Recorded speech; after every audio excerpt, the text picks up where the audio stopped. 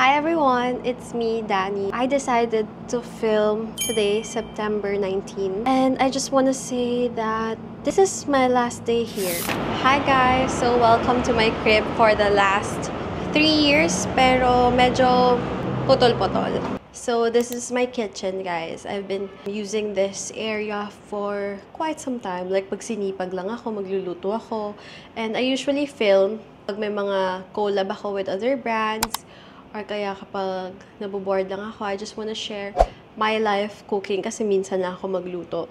This is my microwave.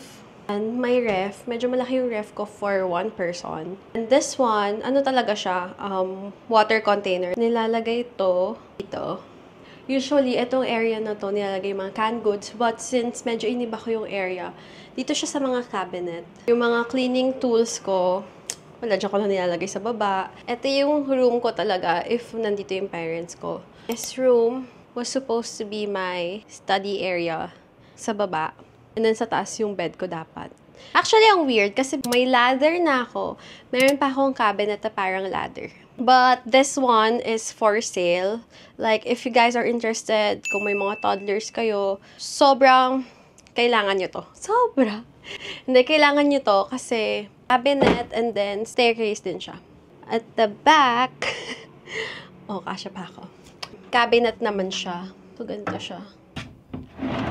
So, I have some clothes here. For the past few months, nilagay ko yung mga gamit ko na gagamitin ko panggala kasi sa work, we don't have work clothes. Ayoko namang ma-feel na every time lalabas ako, gamit ko yung work clothes ko. Nilipat ko yung ibang gamit ko here sa room na to. Ito, this week lang to kasi nagkasakit ako actually. Ito yung area na pinili ko maging workplace. Like, dyan yung laptop ko, dyan ako nag-edit. Okay, sa CR na tayo. Yan nga pala yung CR ko, guys. Malaki siya actually for one person. And ito yung dining table ko. Ito yung washing machine area. Pwede ka din magsampay sa taas. Common area. Diyan yung couch. Actually, minsan nililipat ko yung couch dito. This is my room. Dito ako natutulog. Originally, dito dapat yung parents ko. Since ako na yung nandito, ako na yung nagsistay dito. Ang redundant. Anyway, ito yung cabinet. Medyo malaki yung cabinet ko. Pero yung space niya actually, ito lang. Yung hanger ko dito, baby hangers. Tingnan nyo kung gaano kaliit. Yan lang siya kaliit. Thank you for watching my mini tour. But hindi pa nagtatapos yung video na to because sasamahan nyo pa ako mag-pack. Because uuwi na ako today and as I've said, this is my last day. Marami akong ipapack. Hindi ko alam anong ipapack ko. Let's start packing. I think uunahin ko muna yung clothes ko. Magdadala din ako ng towel kasi ang uuwian ko now is Quezon City. So actually, I have travel organizer. This one is from Bash. I like it so much. Pinili ata ng mom ko lahat ng colors. Kasi yung favorite ko, beige. And then, I'm gonna put this one in case kapag may mga formal events. Actually, andito na yun ako eh. Sabi sa inyo, yung hirap magplan eh.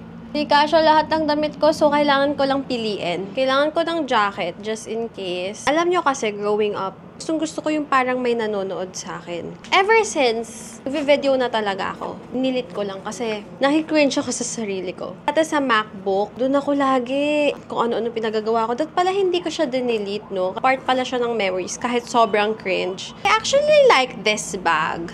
Binili sa akin ng mom ko tong bag na to for work. But I realized, nag-aangkas lang kasi ako going to work. But masisira siya. And it's so beautiful, guys. I swear. It's like Hermes Kelly for me. This is my first ever bag na sobrang girly. And mahilig ako sa mga handbag, actually.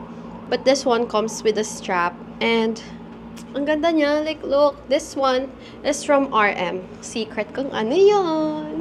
If you wanna know, comment below. So, I have a few t-shirts here. But these are mostly for school before. I don't wear t-shirts talaga. Kung meron man akong plain white shirt, it's from Uniqlo. Wow! So dami. Okay, I'm gonna put this sa luggage na. Let's go! Yeah.